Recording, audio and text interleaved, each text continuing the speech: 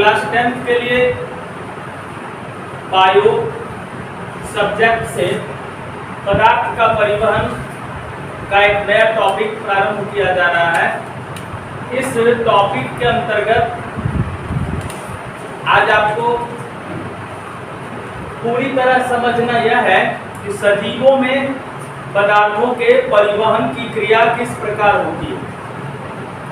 तो सबसे पहले यह जानना जरूरी है कि पदार्थ का परिवहन क्या है। ट्रांसपोर्ट ऑफ मटेरियल किसे कहते हैं। परिवहन शब्द का अर्थ होता है एक जगह से दूसरे जगह जाना, अर्थात सोर्स से निकलकर गंतव्य तक पहुंचना। कोई व्यक्ति एक जगह से उठकर दूसरे जगह चला गया, कोई व्यक्ति दिल्ली जा रहा है तो ट्रांसपोर्ट मीडियम, यानी यदि वो एयर मीडियम से जा रहा है तो वह भी ट्रांसपोर्ट का एक मीडियम हो गया। यदि रेल से जा रहा है तो वह भी ट्रांसपोर्ट का मीडियम हो गया। हमेशा इधर से उधर जाने की क्रिया, एक जगह से दूसरे जगह जाने की क्रिया को ही परिवहन के नाम से आमतौर पर जाना जाता है। लेकिन इस बायोलॉजी में समझना है व्यक्ति का परिवहन नहीं, वस्तु का परिवहन नहीं, बल्कि वैसे वस्तु का परिवहन जो हमारे बॉडी के लिए एसेंशियल हो, यानी पोषक पदार्थों का परिवहन। पदार्थों के परिवहन का तात्पर्य हो गया पोषक पदार्थों का परिवहन। पोषक पदार्थ जो हमारे लिए जरूरी है, उन सारे पदार्थों को एक जगह से दूसरे जगह तक पहुंचाने के लिए एक मीडियम की व्यवस्था की गई है। चाहे वह प्लांट हो या एनिमल, सबों में पदार्थों के एक स्थान से दूसरे स्थान तक पहुंचने की जरूरत होती है। एक स्थान से दूसरे स्थान तक पहुंचने की जरूरत क्यों होती है? इसलिए कि सोर्स एक होते हैं और कंज्यूम्स बहुत जगह होता है। मतलब स्रोत एक होते हैं लेकिन उपभोग अंग बहुत है। जैसे भोजन करते हैं तो भोजन तो स्टोमक में जाता है, इसके बाद फिर पाचन की क्रिया होती है, फिर अवशोषण होता है। अवशोषण के बाद भोजन में जो उपस्थित पोषक पदार्थ है वो ब्लड में जाता है। ब्लड में इसलिए गया कि वो मेन रोड पर चढ़ गया। ब्लड में जैसे ही पहुंच गया वो मेन स्ट्रीम में आ गया, जिसके आधार पर वो पूरे बॉडी में चला जाएगा। क्योंकि पोषकों की जरूरत ब्रेन को भी है, पोषक की जरूरत हमारे ईयर को भी है, कान को भी है, आंख को भी है। शरीर में जितने अंग हैं सबको न्यूट्रिएंट्स चाहिए, सबको पोषक पदार्थ चाहिए, सबको विटामिन चाहिए, सबको हार्मोन चाहिए, हर जगह एंजाइम्स की जरूरत है। तो ये जो उपयोगी पदार्थ हैं जिसकी जरूरत सभी अंगों को है, उन सारे अंगों को उपयोगी पोषक पदार्थों को पहुंचाने की जरूरत है। तो स्रोत से गंतव्य तक पदार्थों को पहुंचाए जाने की क्रिया पदार्थ का परिवहन कहलाता है। तो सबसे पहले पदार्थ के परिवहन की परिभाषा हो जाएगी पोषक पदार्थों के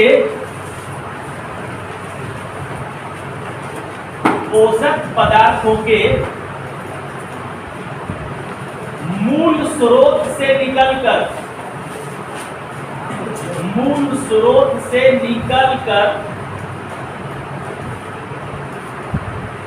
गंतव्य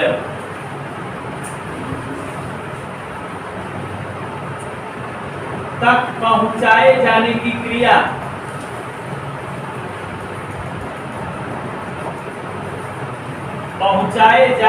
क्रिया पदार्थ का परिवहन कहलाता है।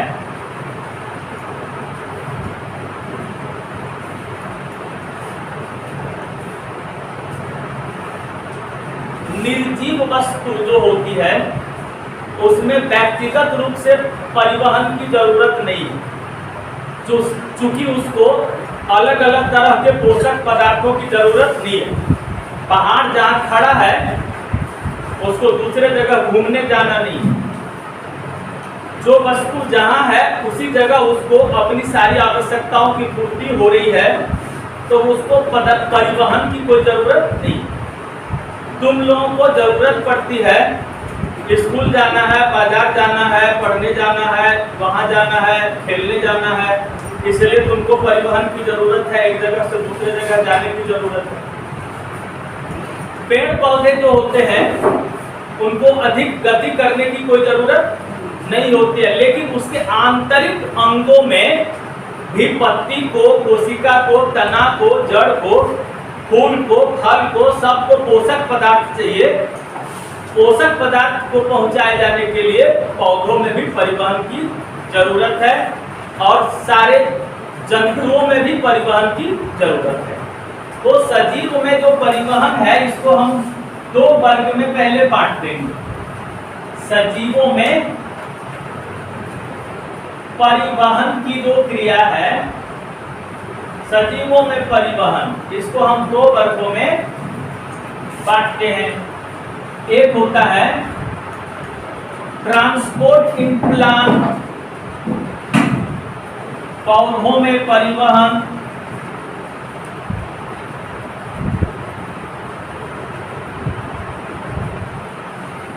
दूसरा हो जाएगा जंतुओं में परिवहन।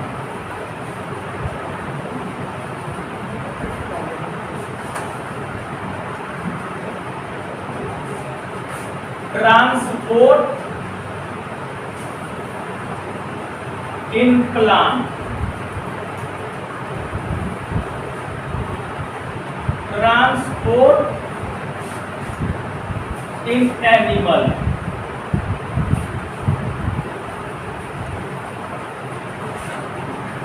यह चैप्टर बहुत महत्वपूर्ण है। इस उद्देश्य से बायो की परीक्षा में जो प्रश्न पूछे जाएंगे उसमें ऑब्जेक्टिव स्तर के अधिक से अधिक प्रश्न इस चैप्टर से जुड़े हुए होते हैं। और दूसरा व्यू है कि लाइफ में कोई भी कॉम्पिटिटिव एग्जाम तुम देते हो तो तुम्हारा जनरल स्टडी, साइंस रिलेटेड जो जीएस से संबंधित प्रश्न पूछे जाते हैं उसमें इससे बहुत सारा प्रश्न उठता है हर बार। इसके अतिरिक्त और जानना है कि हम लोगों के शरीर में लिविंग बींग्स होने के कारण हम लोगों को भी तो इसकी पूरी जानकारी रखना चाहिए, क्योंकि हमारे शरीर के अंदर जो भी परिघटनाएं हो रही है, जो सभी क्रियाएं हो रही है, उन क्रियाओं के बारे में हम भली भांति अवगत रहेंगे तो निश्चित रूप से हमें समस्या का सामना कम करना पड़ेगा। इसलिए जानकारी रखना बहुत आवश्यक है। यहाँ हम दो वर्गों में पदार्थ के परिवहन को बांटते हैं, एक पौधों में परिवहन और एक जंतुओं में परिवहन। पौधों में जब हम परिवहन की बात करते हैं तो कुछ पौधे होते हैं जो एक कोशिकीय होते हैं, सरल संरचना वाले पौधे, जटिल संरचना वाले पौधे। तो एक कोशिकीय पौधे जो होते हैं, एक कोशिकीय पौधे यूनिसेल्युलर प्लांट, ये पौधे सरल पौधे कहलाते हैं, सिंपल प्लांट के रूप में जाने जाते हैं। जैसे इसमें आता है क्लेमाइडोमोनास, कुछ उदाहरण जानना चाहिए। क्लेमाइडोमोनास, यूग्लिना, सेवाल, ये सब ऐसे प्लांट हैं जो एक पौधे हैं या सरल पौधे के रूप में जाने जाते हैं। इनका पूरा बॉडी एक ही कोशिका से बना हुआ है। जितने भी एक कोशिकीय पौधे हैं या जितने भी एक कोशिकीय जंतु हैं, जंतुओं में भी एक कोशिकीय जंतु और फिर इधर बहुकोशिकीय जंतु, बहुकोशिकीय जंतु। अमीबा, पैरामीशियम, हाइड्रा, ये सब बहुत सारे ऐसे जंतु है जो एक कोशिकीय। इसके अलावा एक कोश, तो यहाँ हम पहुंचते पहले जरा इसको क्लियर कर रहे हैं। एक कोशिकीय पौधे में क्लेमाइडोमोनास है, यूक्लिना है और सेवाल, और एक कोशिकीय जंतु के अंतर्गत अमीबा है, पैरामीशियम भी है, हाइड्रा भी है और बहुत सारे जंतु हैं इस तरह जो एक कोशिकीय है, यानी उनके पूरे बॉडी का निर्माण सिर्फ एक कोशिका से हुआ है। जब एक कोशिका सिर्फ हो तो पदार्थ का परिवहन आसानी से एक छोर पर प्रवेश करेगा, दूसरे छोर से आउट हो सकता है, यानी एक हाई कॉन्सेंट्रेशन क्षेत्र बनेगा, जोन बनेगा, और एक लो कॉन्सेंट्रेशन जोन बनेगा, एक उच्च सांद्रता और एक निम्न सांद्रता। तो स्वाभाविक रूप से उच्च सांद्रता वाले क्षेत्र से निम्न सांद्रता वाले क्षेत्र की ओर पदार्थों का परिवहन होगा। तो यह जो पदार्थ का परिवहन होगा विसरण की क्रिया के नाम से इसको जाना जाएगा। एक कोशिकीय पौधे और एक कोशिकीय जंतुओं में पदार्थों का परिवहन किस विधि द्वारा होता है, तो यहाँ आप लिखेंगे डिफ्यूजन द्वारा होता है। डिफ्यूजन अर्थात विसरण द्वारा। ये विसरण है क्या? तो विसरण में जैसे हम देखते हैं आमतौर पर कि इत्र की बोतल खोल दिए तो सुगंध फैलना शुरू कर दिया, या एक हम अगरबत्ती जला दिए तो अगरबत्ती का सुगंध दूर तक फैल रहा है। बैड स्मेल हो या स्वीट स्मेल हो, जिस तरह के भी स्मेल है वो जो फैल रहा है वो किस कारण से फैलता है कि सोर्स उसका हाई कॉन्सेंट्रेशन जोन है, स्रोत जहां से निकल रहा है ना वो उच्च सांद्रता वाला क्षेत्र है, और जिधर उसको फैलना है वो निम्न सांद्रता वाला क्षेत्र है। विसरण की परिभाषा याद रखना है, उच्च सांद्रता वाले क्षेत्र से निम्न सांद्रता वाले क्षेत्र की ओर पदार्थ के परिवहन की क्रिया को विसरण कहते हैं। लिखना चाहिए विसरण।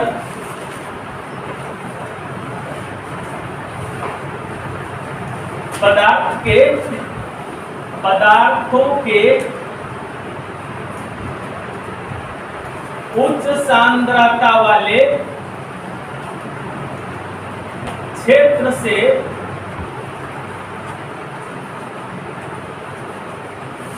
निम्न सांद्रता वाले क्षेत्र की ओर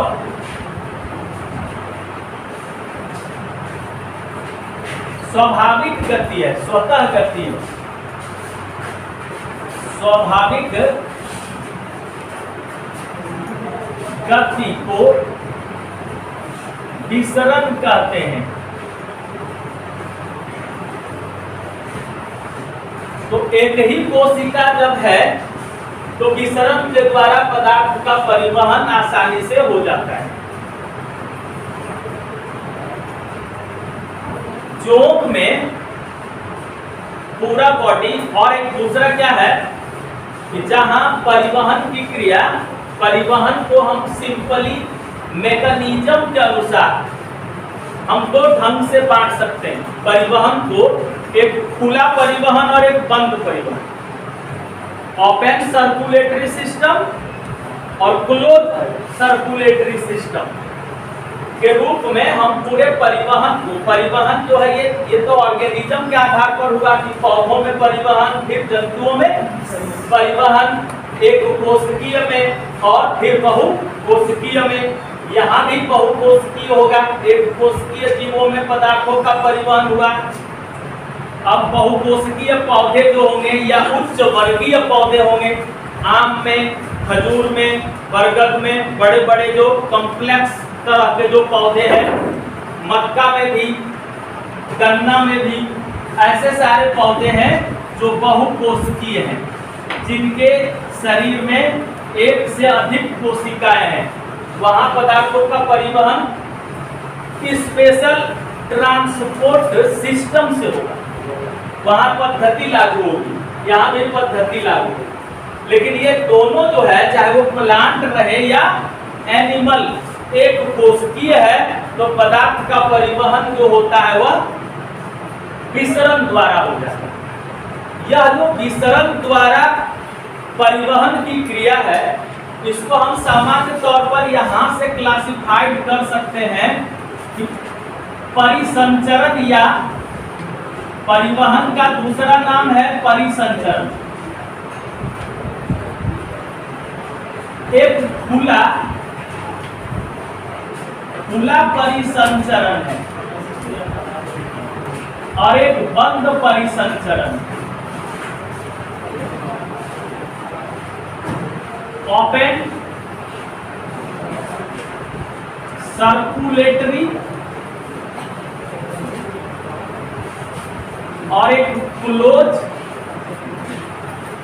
सर्कुलेटरी। थोड़ा सा अंतर समझना है परिवहन और परिसंचरण में। परिवहन की क्रिया जो होती है उसमें मूल सोर्स से निकला गंतव्य तक पहुंच गया,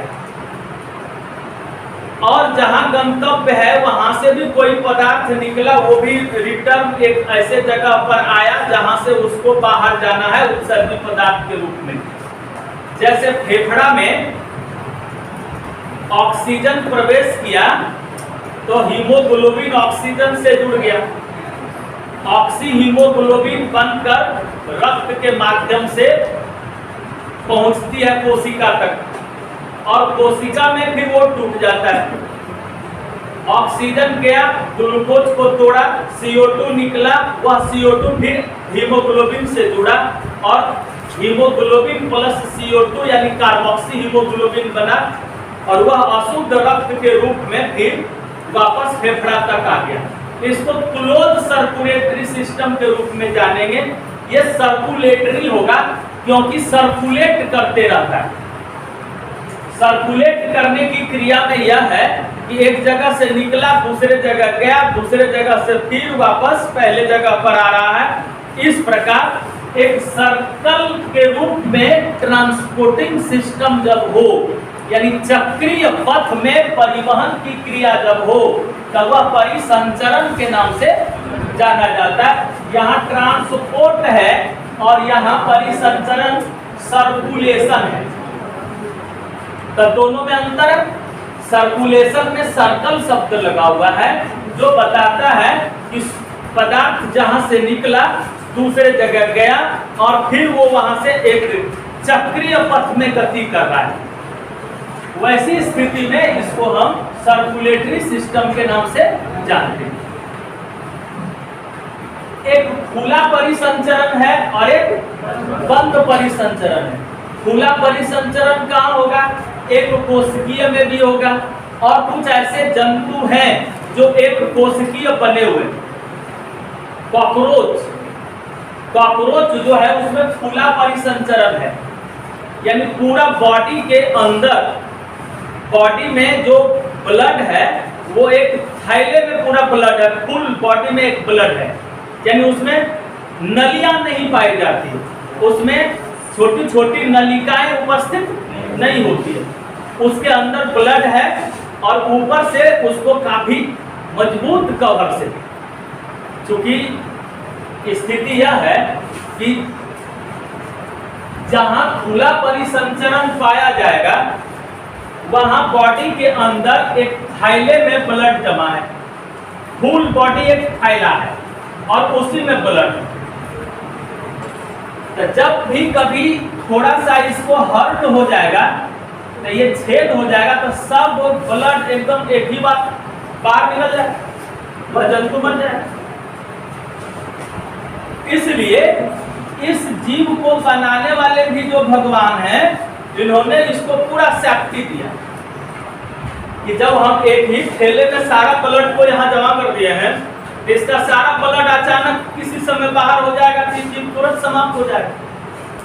इसलिए इसको पूरा एस्केलेटन से इसको ढाका गया, ये मजबूत कवच यहाँ लगा दिया गया है, बहुत मजबूत घेरा है तो तुम कॉकरोच पर देखोगे कि ऊपर से एकदम सेफ्टी दिया है, बाहर से मजबूत एस्केलेटन कंकाल सिस्टम जो उसका है, कंकाल तंत्र बाहर से कंकाल तंत्र जो काफी मजबूती प्रदान करता है, ताकि इजीली इसको स्ट्रक करने से इसके अंदर का ब्लड बाहर आसानी से ना निकले।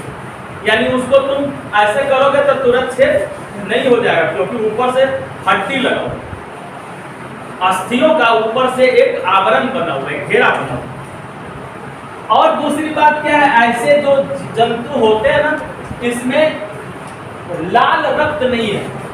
लाल रक्त नहीं है इसलिए कि इसमें रक्त ऑक्सीजन को ढोना, हीमोग्लोबिन की जरूरत ही नहीं है। इसमें आएगा एक जगह तो पूरे में फैल जाएगा ऑक्सीजन, जो पोषक पदार्थ यहाँ आएगा पूरे में फैल जाएगा, इसलिए इसको हीमोग्लोबिन की कोई जरूरत नहीं है।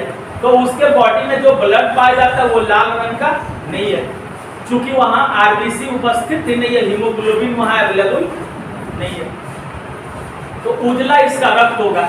दूसरी स्थिति यह भी होगी कि हम लोगों के शरीर का रक्त जितना पतला है, ये रक्त गाढ़ा है, उतना पतला नहीं है, क्योंकि पतला रक्त बड़ा आसानी से तुरंत बह जाएगा और गाढ़ा रहेगा तो वो आसानी से नहीं बहेगा। कोई यदि दाब भी दिया एक बार उसको, तब थोड़ा सा ब्लड उसके अंदर से बाहर निकल गया, उजला जैसा ब्लड, उसका उजला रहता उसका ब्लड थोड़ा सा निकल गया, तो यदि पूरा ब्लड उसका 100% था और उसमें से 30% निकल गया, तब फिर धीरे धीरे ठीक हो जाएगा वो और चलने लगेगा, वो सुरक्षित बच जाएगा। सब 100% निकल जाएगा तभी मरेगा, लेकिन कुछ भी परसेंट उसका शेष यदि बचा हुआ 50% से ज्यादा बच गया, 50% बच गया, तो वो आराम से सुरक्षित रह जाएगा।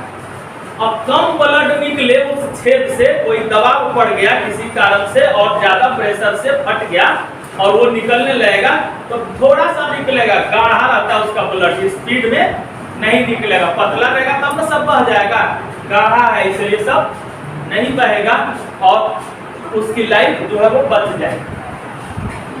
तो यहाँ ये बता रहे थे कि खुला परिसंचरण तंत्र जिसमें पाया जाता है, उसका रक्त जो है वो सफेद है और उसका रक्त गाढ़ा है। और दूसरी स्थिति यह भी है कि उसके शरीर पर मजबूत स्केलेटन सिस्टम है और अंदर में पूरा थैला जैसा उसका आकार होता है और उसमें ब्लड भरा हुआ रहता है। उसमें बंद परिसंचरण तंत्र नहीं पाए जाते हैं। यहाँ बंद परिसंचरण का मतलब क्या है कि नलियों में परिसंचरण हो।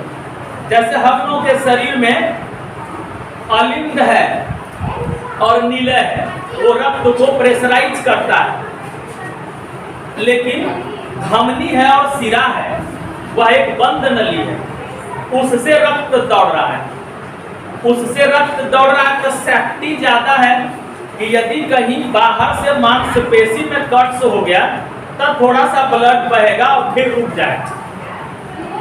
लेकिन यदि फुल बॉडी में ब्लड भरा हुआ रहता तो वैसी स्थिति में परिसंचरण जो हमारा होता बॉडी का वो कैसा होता, खुला परिसंचरण। और किसी भी समय वो ज्यादा, जैसे जो ज्यादा एक्टिव जीव है उसको भगवान ज्यादा सुरक्षित बनाए हैं, और जो कम एक्टिव जीव है, ज्यादा दौड़ धूप नहीं करना है, उसको बम्बई दिल्ली कलकत्ता नहीं जाना, उसको ज्यादा परेशान नहीं होना है, ज्यादा स्ट्रगल उसको नहीं करना है, तो वहाँ खुला परिसंचरण हो गया। और जिसको ज्यादा परेशान होना है, जिसको ज्यादा संघर्ष करना है, जो ज्यादा झगड़ा करेगा, ज्यादा लड़ाई करेगा, उसको ज्यादा सेफ्टी चाहिए कि नहीं, तो ये ज्यादा सेफ्टी के अंतर्गत आएगा। बंद संचरण प्रणाली ज्यादा सेफ्टी वाला है और जो खुला परिसंचरण प्रणाली है इसको ज्यादा सेफ्टी चाहिए, इसलिए कम इधर उधर दौड़ेगा। इसमें ज्यादा सेफ्टी ऑटोमेटिक मिल गया बंद परिसंचरण, इसमें ज्यादा सेफ्टी मिला हुआ नहीं है, इसमें ज्यादा सेफ्टी है। अब क्या है कि खुला परिसंचरण में सेफ्टी की व्यवस्था किसने किया है, निर्माण करने वाला, मैंने प्रकृति ने जो जीवों को बनाया है, प्रकृति खुद खुला परिसंचरण पर ध्यान दिया, तो खुला परिसंचरण में परेशानी होगी, इसलिए उसके बॉडी को पूरा मजबूती से ढकने की व्यवस्था की गई। एक पिन लेके उसके बॉडी पर तुम ऐसे चाहोगे पिन करना, तो हड्डी लगी हुई है इसलिए पिन से छेद नहीं होगा, और हम लोगों के बॉडी में पिन से छेद हो जाएगा। तो पिन से छेद हो जाएगा तो हम लोग को ज्यादा नुकसान होने वाला नहीं है, इसलिए कि बंद संचरण प्रणाली है, नसों के द्वारा या तो फिर धमनियों के द्वारा रक्त का परिसंचरण होता है। अब यहाँ पौधों में परिवहन क्लियर हो गया, एक कोशिकीय में विसरण के द्वारा हुआ। अब बहुकोशिकीय पौधों में जो परिवहन की क्रिया होगी, बहुकोशिकीय पौधे बड़े बड़े आकार के पौधे, जो जटिल संरचना वाले पौधे जिनके शरीर में असंख्य कोशिकाएं पाई जाती है, उसमें पदार्थों के परिवहन के लिए एक ट्रांसपोर्ट सिस्टम विकसित है, जिसको पदार्थ के परिवहन तंत्र के नाम से जाना जाता है। तो उसमें परिवहन में सहायक नलिकाएं हैं, जिसको वेस्क्यूलर बंडल कहेंगे, संवहनीय बंडल। उसमें संवहनीय बंडल पाया जाता है, वेस्क्यूलर बंडल। ये कैसा बंडल है जिसमें संवहनीय कोशिकाएं एक समूह में जुड़ी हुई होती है। संवहनीय कोशिकाओं के बंडल को संवहनीय बंडल के नाम से जाना जाता है। तो हम इसकी परिभाषा यह कर सकते हैं कि पौधों में, कैसे पौधों में, उच्च वर्गीय पौधों में या बहुकोशिकीय पौधों में या जटिल संरचना वाले पौधों में, बड़े बड़े पौधों में पदार्थों के परिवहन के लिए, पदार्थों के परिवहन के लिए जो नलिकाएं पाई जाती है, उन नलिकाओं के बंडल को संवहनीय बंडल कहते हैं।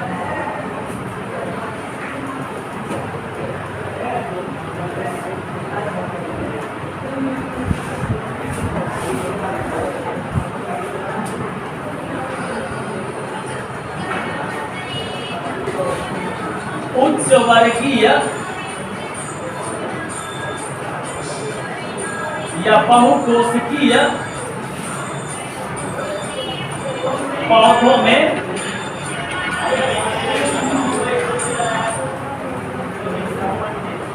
पदार्थों के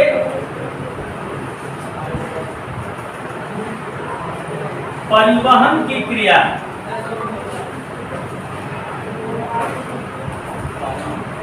जिन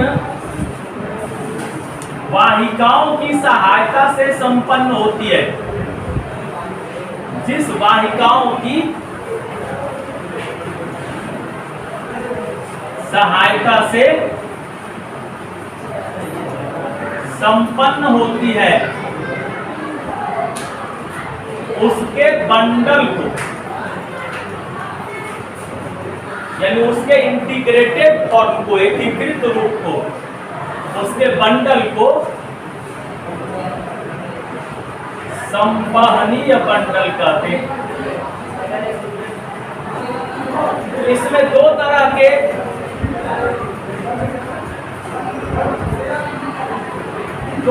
की वाहिकाएं हैं, एक को जाइलम कहते हैं, एक को फ्लोएम कहते हैं। जाइलम और फ्लोएम, ये संवहनीय बंडल को, इसमें जो वाहिकाएं पाई जा रही है ये दो तरह की है, एक है जाइलम और दूसरा है फ्लोएम। जाइलम में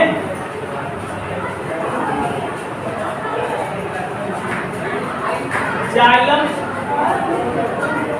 ये मृत कोशिका की बनी होती है और यह जीवित कोशिका की बनी होती है। जाइलम जो है वो पौधे के बाहरी तना वाले भाग में पाए जाते हैं। जाइलम कहाँ उपस्थित रहेगा? तना का बाहरी वाला भाग, जिसको पेड़ का छाल कह रहे हैं, उसमें उपस्थित है और वह मृत कोशिका की बनी हुई है और इसका काम है जाइलम का जल, खनिज लवण मिट्टी से, जड़ से लेना और पत्ती तक पहुंचा देना। पत्ती जो है वो किचन रूम है, रसोई घर है पौधा का। तो रसोई घर में चाहिए क्या? कच्ची सामग्री भोजन बनाने के लिए पहले, तो कच्ची सामग्री जिन मार्गों से होकर पहुंचती है वही जाइलम के नाम से जाना जाता है। यानी प्लांट का, पौधा का मार्केट, हम लोग भोजन के लिए, खाना बनाने के लिए सामान खरीदने बाजार जाते हैं। तब प्लांट का बाजार धरती है, मिट्टी है, उसी मिट्टी से वो खनिज लवण जल ले लिया और वहां से कच्ची सामग्री को किचन तक यानी प्लांट के लीफ तक, पत्तियों तक पहुंचाने का काम जाइलम करती है। तो जाइलम का काम है नीचे से ऊपर, इसका फ्लो होगा एक दैसिक। क्वेश्चन रहता है एक दैसिक परिवहन किसे कहते हैं?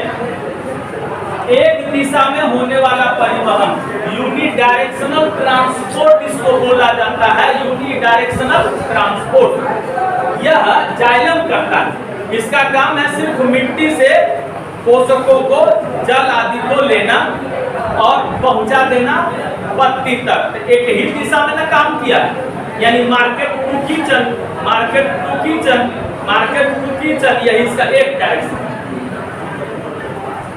जबकि फ्लोएम जो है वह पत्ती में जो बना हुआ खाद्य पदार्थ है उसको शरीर के सभी कंज्यूम अंग तक, उपभोग अंग तक, जहां जहां जिसको जिसको भोजन करना है, पत्ती से भोजन निकल के जाएगा तना में, जड़ में, फूल में, फल में, पौधे के समस्त भागों तक उस खाद्य पदार्थों को पहुंचाना है। तो वह काम कौन करेगा? फ्लोएम। जाइलम मृत कोशिकाओं से बनी है, फ्लोएम जीवित कोशिका से बनी है। जाइलम में पदार्थों का परिवहन एक दैसिक होता है और ये दूसरा हो जाएगा एक दैसिक, और इसमें दूसरा हो जाएगा द्विदैसिक या बहुदैसिक। यानी इसमें पदार्थ का परिवहन विभिन्न दिशाओं में होता है। यह पत्ती से जड़ के पास भी जाएगा, तना के पास भी जाएगा, यानी सभी दिशाओं में जाएगा। सभी दिशाओं में संवहन की क्रिया इससे हो रही है, इसलिए यहाँ बहुदैसिक हो गया। इसका प्रवाह हमेशा पत्ती से लेकर विभिन्न दिशाओं तक होता है। दो तरह के सिरे होते हैं, एक होता है संभरण सिरा,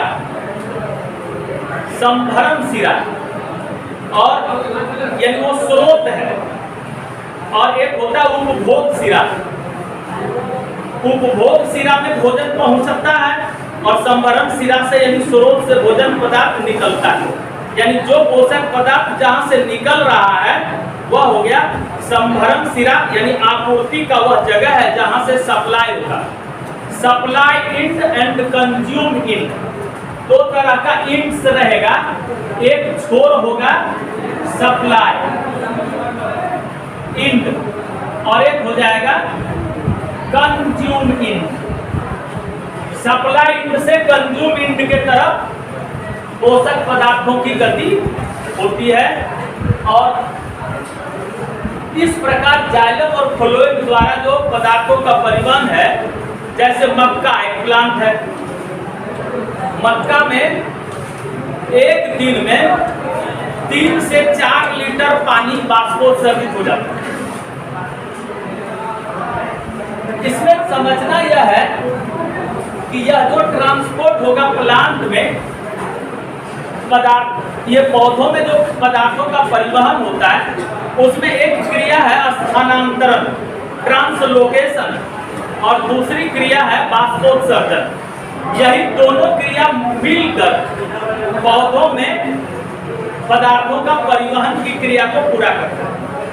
स्थानांतरण क्या है? एक स्थान से पोषक पदार्थों के दूसरे स्थान तक जाने की क्रिया। अब बाष्पोत्सर्जन क्या करेगा? बाष्पोत्सर्जन पत्तियों में होती है तो जल की क्षति वहां होते रहेगी, जल के अणु बाष्प में बदलते जाएंगे और वायुमंडल में रिलीज होते जाएंगे। उधर खर्च हो रहा और एक सिरा उसका जड़ जो है वो नीचे है, यानी जहां पानी का सोर्स है मिट्टी में वहां है, तो वो हो गया सप्लाई इन। और वहां जो पत्ती में खर्च हो रहा है वह हो जाएगा कंज्यूम इन।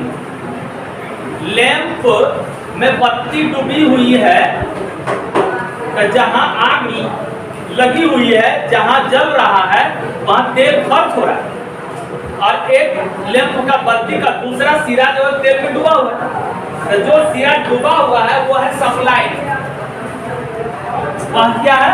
सप्लाई, वो आपूर्ति वाला सिरा है, वहां से सप्लाई होते रहेगा, उसको संभरक सिरा के नाम से भी जाना जाता है। और दूसरा हो जाएगा कंज्यूम इन। कंज्यूम इन क्या हो जाएगा? पत्ती का वह सिरा जहां से वाष्पोत्सर्जन की क्रिया स्टोमाटा में हो रहा होता है। स्टोमाटा होता है रंध्र, पत्तियों में जो छिद्र पाए जाते हैं वहां से वाष्पोत्सर्जन होता है। तो ये पौधों में परिवहन की जो क्रिया है यह मुख्य रूप से दो तरीके से संपन्न होती है, दो विधि सम्मिलित है जिसके आधार पर पदार्थ का परिवहन प्लांट में होगा। पौधों में उच्च वर्गीय पौधों में यानी बड़े बड़े पौधों में परिवहन में सहायक दो क्रियाएं हैं। एक क्रिया स्थानांतरण है और दूसरी क्रिया वाष्पोत्सर्जन है। बस स्थानांतरण यानी ट्रांसलोकेशन पोषक पदार्थों के एक स्थान से दूसरे स्थान तक पहुंचने की क्रिया स्थानांतरण कहलाती है। और वाष्पोत्सर्जन है पत्तियों में उपस्थित रंध्र के द्वारा, पत्तियों में उपस्थित लिखते रहो, पत्तियों में उपस्थित रंध्र के द्वारा जल अणु के पत्तियों में उपस्थित रंध्र के द्वारा जल अणु के वाष्प में बदलने की क्रिया वाष्पोत्सर्जन कहलाता है।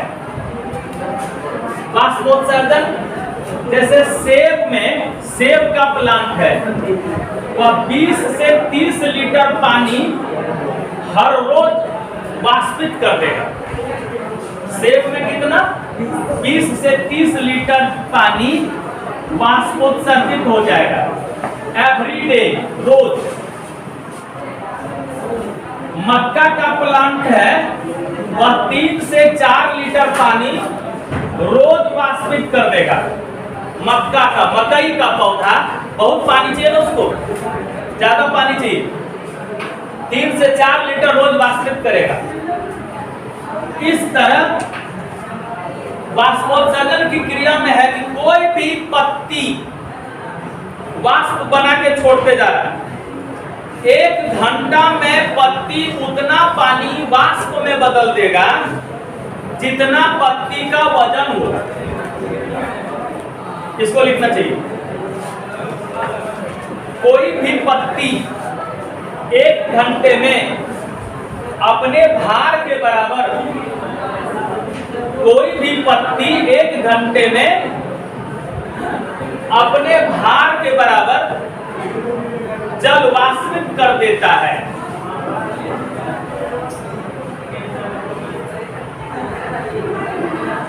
फिर लिखना है कोई भी पौधा, यानी कोई भी पौधा अपने पूरे लाइफ में उतना पानी वाष्पित करता, पूरे लाइफ में अंकुरित हुआ और अंत तक पूरा जीवन भर में वो कितना पानी वाष्पित करेगा, जितना उसका वजन होगा उससे 100 गुना ज्यादा। प्लांट अपने शरीर के भार के बराबर उसमें 100 से गुना करेंगे तो जितना पानी होगा उतना पानी पूरे लाइफ में वो वायुमंडल में त्यागेगा। इसको भी लिखना चाहिए। कोई भी पौधा अपने शरीर भार का 100 गुना जल अपने पूरे जीवन काल में वाष्पित कर देता है।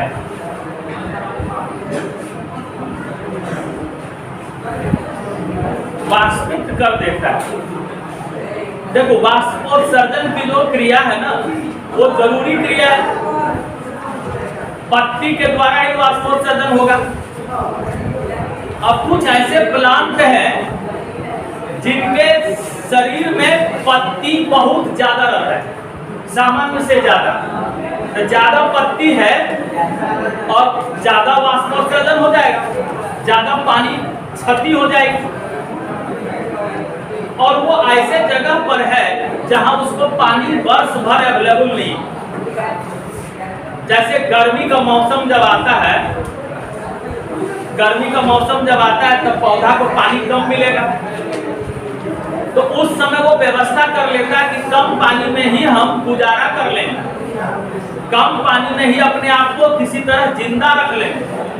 तब जब बरसात आएगा तब गुण छटा उड़ाएंगे, तब खूब पानी मिलेगा, खूब मजे से जिंदगी जिएगी। लेकिन जब कम पानी मिल रहा है तब कम ही पानी खर्च करना है। तब कम पानी खर्च करना है तो उसके लिए उसके पास क्या व्यवस्था है कि गर्मी आने से पहले बसंत ऋतु आता है, होली के समय, तो होली के समय में सब पौधा अपना पत्ती को पहले छोड़ देगा। चाहे जान रहा है कि पत्ती रहेगा तो यही काल है, यही सबसे पानी खर्चा कर देगा, तो सब पत्ती छोड़ने लगेगा। उसको बोलते हैं पतझड़ का सीजन आ गया। तो सब पत्ता छोड़ दिया, अब पत्ता कम रहा उसके शरीर में, छोटा छोटा नन्हा नन्हा पत्ता है, सिर्फ प्रकाश संश्लेषण से थोड़ा थोड़ा फूल बना लेगा, हल्का हल्का भोजन करके जिंदा रह लेगा।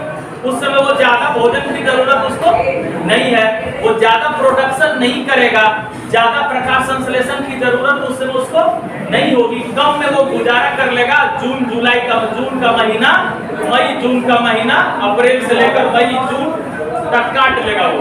और जुलाई में जैसे ही फिर मौसम, आज मानसून आ जाएगा, बारिश होने लगेगी, फिर वो प्रसन्न होगा, खूब पत्ता निकलेगा उसके बॉडी से, और तब फिर साल भर पूरा पत्ता रखेगा और फिर पतझड़ में पत्ता को छोड़ देगा। ये सब एडेप्टेशन है, जीने के तरीके हैं, ताकि लाइफ उसका अच्छी तरह स्मूथली अपने नेचर में सर्वाइव हो सके। तो हम ये बता रहे थे पौधों में परिवहन की क्रिया। पौधों में परिवहन की क्रिया लगभग हो गई है। अब थोड़ा सा हम इसको सारांश में करते हैं कि प्लांट में जो परिवहन है, प्लांट को हम दो वर्गों में बांट दिए। एक हो गया एक कोशिकीय, दूसरा हो गया बहुकोशिकीय। एक कोशिकीय प्लांट जो है वो विसरण के द्वारा पदार्थ का परिवहन करेगा। एक कोशिकीय जंतु जो है वह भी विसरण के द्वारा, अमीबा में परिवहन होता है विसरण की क्रिया के द्वारा।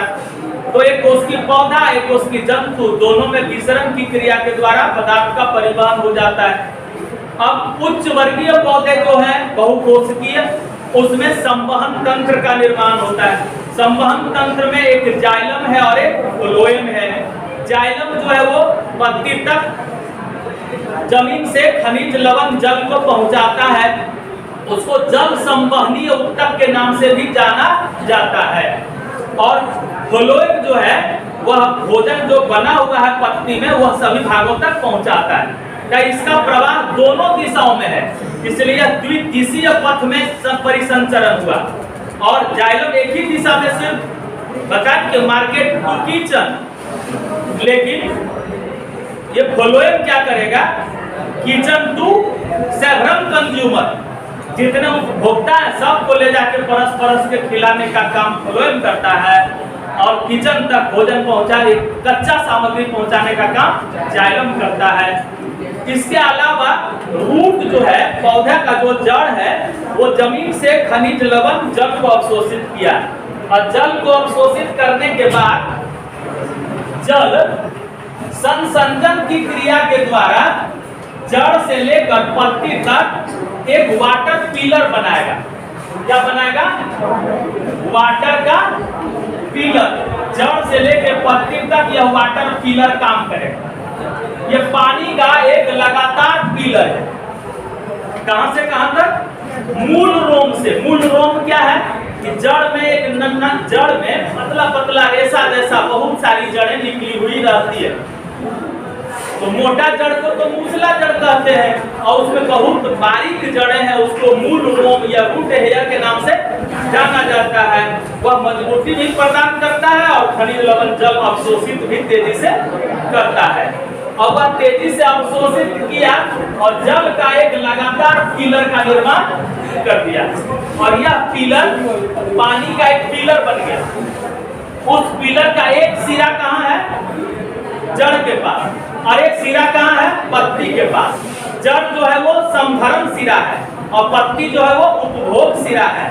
तो वहां पत्ती में बाष्पोत्सर्जन हो रहा है, खर्चा होते जा रहा है।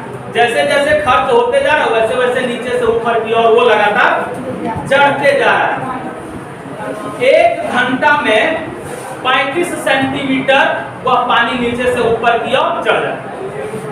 1 घंटा में 35 centimetre per hour, 35 centimetre plant में ये पानी नीचे से ऊपर। रंगीन जल का प्रयोग करके किया जा सकता है। कलरफुल वाटर यहाँ है। एक 35 सेंटीमीटर 1 घंटा होगा ना, तो 35 सेंटीमीटर ऊपर ये पानी यहाँ आ जाएगा। फिर अगला 1 घंटा होगा, फिर 35 सेंटीमीटर आ जाएगा। तो 1 घंटा में 35 सेंटीमीटर के हिसाब से वो गति करता है। इस प्रकार जो ये गति है यह पदार्थ के परिवहन की क्रिया को व्यक्त करता है। प्लांट बॉडी में परिवहन हुआ, अब एनिमल बॉडी में परिवहन की क्रिया होगी। उस एनिमल बॉडी में परिवहन की क्रिया में बताया जाएगा।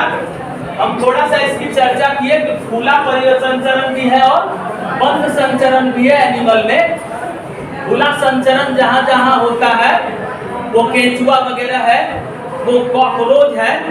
केंचुआ पर थोड़ा सा नमक डालते हो तो हाई कॉन्सेंट्रेशन, पूरा बॉडी उसका एक ही सेल से है बना हुआ, तो आसानी से जल उसके बॉडी से बाहर निकलना शुरू होता है। निर्जलीकरण की क्रिया के कारण वो मरने लगता है।